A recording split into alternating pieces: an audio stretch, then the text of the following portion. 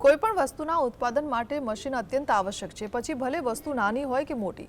વૈશ્વિક સ્તરે machine consumption બાબતે ભારત ચોથા નંબરે છે અને ઉત્પાદનના ક્ષેત્રમાં 9મા નંબરે સ્થાન ધરાવે છે। આધુનિક યુગમાં મશીનરી ક્ષેત્રે પણ નવી ટેકનોલોજીનો વ્યાપ વધ્યો છે, ત્યારે દેશના મેન્યુફેક્ચરિંગ સેક્ટરને વેગ આપવા માટે વિશેષ પ્રદર્શનોનું આયોજન કરવામાં આવી રહ્યું છે।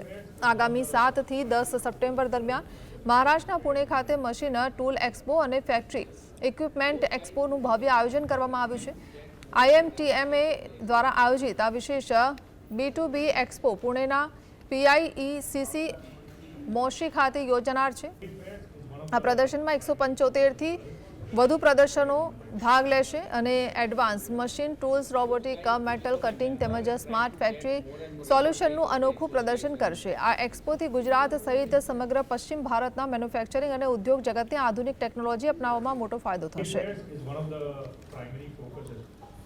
આજની તારીખમાં જોઈએ તો હજી ઘણું બધું ઇમ્પોર્ટ થઈ રહ્યું છે, ગ્રોથ પણ સારો એવો વધ્યો છે, પ્લસ એક આત્મવિશ્વાસ આવેલો છે દરેક મશીન ટૂલ મેન્યુફેક્ચરર્સને કે ભાઈ અગર આપણે ઇન્ડિયાની અંદર મશીનો બનાવીશું તો આપણે કોમ્પિટિટિવ પણ રહી શકીએ છીએ, પ્લસ ગવર્મેન્ટ પણ ઇનિશિયેટિવ લઈને હેલ્પ કરી રહી છે।